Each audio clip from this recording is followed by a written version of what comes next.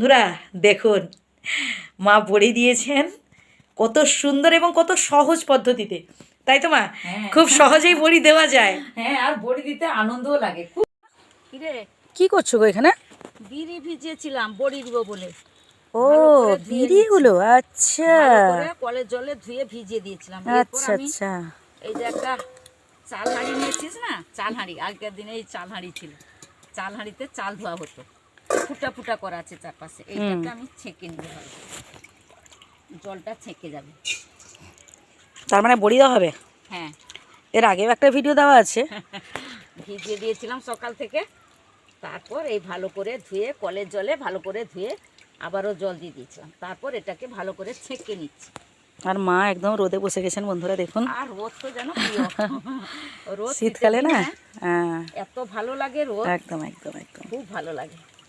তো বাজার থেকে প্রথমে বিড়িটা কিনে আনার পর তাকে ভালো করে ধুয়ে 8-10 বার ধুতে আর 10 বার না, পাউডার ছিল না, পাউডার টাউডার পরিষ্কার হয়ে গেছে। তারপর আমি কলের জলে আবার তাকে ভিজিয়ে দিয়েছিলাম। এটা কতক্ষণ ভেজানো ছিল? সকাল থেকে ভিজিয়ে দিয়েছিলাম।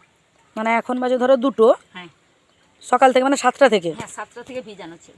আচ্ছা, প্রায় 6-7 ঘন্টা। হ্যাঁ, ভালো করে ধুয়ে পরিষ্কার করে জলে আবার কল জল দিয়েছিলাম, এই যে পরিষ্কার জল দিয়ে এরপর আমি ছেঁকে নিচ্ছি। কিছুক্ষণ পর জলটা ঝরে গেলে এর সঙ্গে আমি আদা কুচি কুচি করে দেব, দিয়ে শিলে বাটব।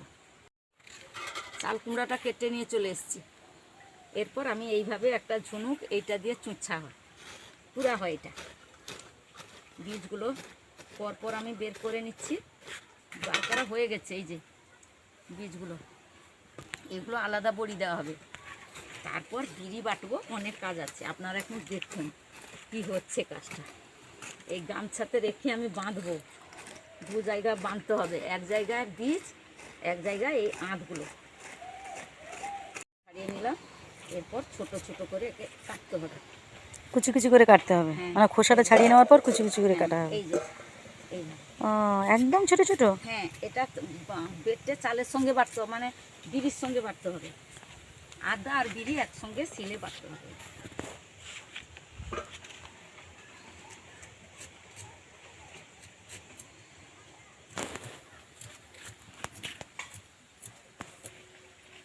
বড়ি দিতে খুব ভালো লাগে।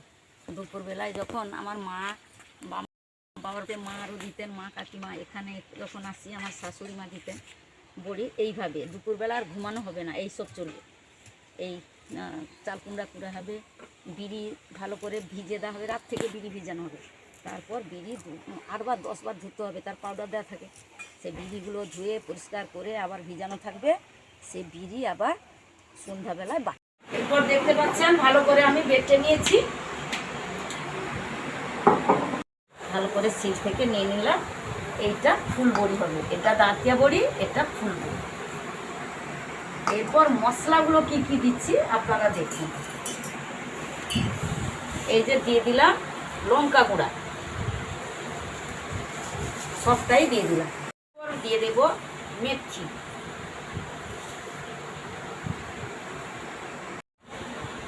পাঁচফোড়ন, চন্দনী,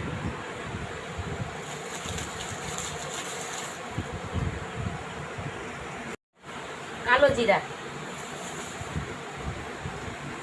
তেজপাতা গুঁড়ো করে রেখেছিলাম, তবে বেশি গুঁড়ো নয়, হালকা তেজপাতা।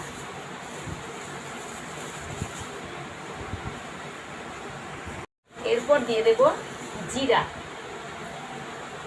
এটা পুরো একদম রং বাহার, পুরো একদম রং। কালো জিরা চন্দনী একসঙ্গে ছিল, এরপর দিয়ে দিচ্ছি মগজ দানা, একসঙ্গে মাখিয়ে নেব, তবে লবণ দেব না, বড়িতে লবণ দেওয়া হয় না। লবণ আমি সব একসঙ্গে মাখিয়ে নেব।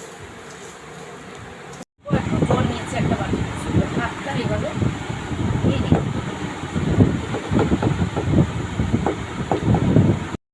এই যে হালকা হয়ে গেছে, একদম হালকা ফেটানো হয়ে গেছে। এরপর এর মধ্যে নিলাম, এইভাবে আমি দিয়ে দিচ্ছি।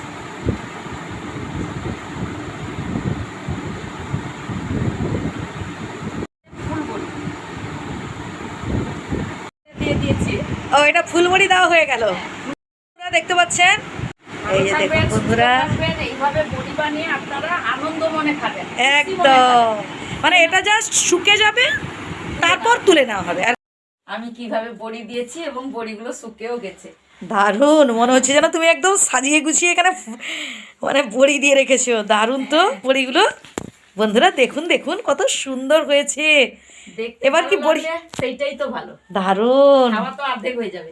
একদম। এবার কি বড়িগুলো এক একটা করে তুলবে নাকি? বড়িগুলো কি শুকে গেছে? হ্যাঁ শুকে গেছে। বাহ, এই যে বড়িগুলো পুরা শুকে গেছে। এই অসাধারণ, যে আস্তে করে এই যে তুলে নিলাম, দারুণ, একটা করে তুলে নিচ্ছি। এই যে ব্যাপক হয়েছে।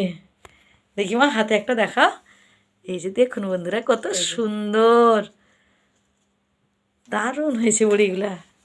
সব বড়িগুলো এইভাবে প্রথম থেকে তো দেখিয়েছি আপনাদের কিভাবে বড়ি দিতে হয়। বড়ি দিয়ে দিয়েছি। এবারে বড়ি দিতে হলে যেন শীত থাকে কড়কড়িয়া এবং রোদ যেন পায়। গরম ফুটলে হবে না, গরম হলে বড়ি একবারে নষ্ট হয়ে যাবে। সেই জন্য শীত থাকতে থাকতে যেন রোদ দেখে বড়ি দিতে হয়। দুদিন আপাতত রোদ পেয়ে গেলে আর বড়িকে লক্ষ্য করতে হবে না।